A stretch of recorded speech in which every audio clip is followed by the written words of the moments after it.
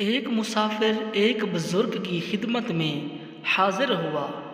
بزرگ نے فرمایا، کھانے کا وقت ہے، آؤ کھانا کھا لو۔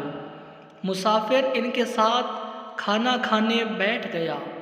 جب کھانے سے فارغ ہوئے تو مسافر نے دسترخوان کو لپیٹنا شروع کیا تاکہ جا کر دسترخوان جھاڑ دے۔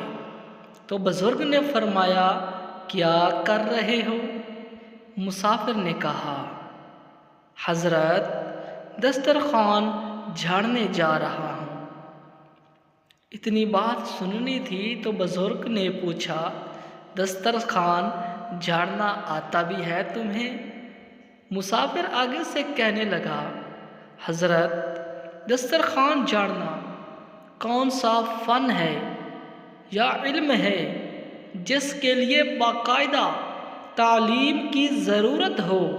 باہر جا کر جھاڑ دوں گا۔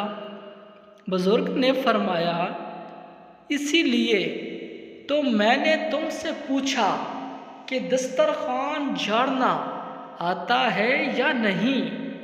معلوم ہوا کہ تمہیں دسترخوان جھاڑنا نہیں آتا۔ مسافر نے کہا، حضور مجھے دسترخوان جھاڑنا نہیں آتا، پھر ایسا کریں آپ ہی مجھے سکھا دیں۔ تو بزرگ نے فرمایا، جی ہاں ضرور، میں آپ کو سکھا دیتا ہوں۔ دسترخوان جھاڑنا بھی ایک فن ہے۔ بزرگ نے اس دسترخوان کو دوبارہ کھولا اور اس پر جو بوٹیوں کے ذرات تھے ان کو ایک طرف کیا اور ہڈیوں کو جن پر کچھ گوشت وغیرہ لگا ہوا تھا ان کو ایک طرف کیا اور روٹی کے جو چھوٹے چھوٹے ذرات تھے ان کو ایک طرف جمع کیا۔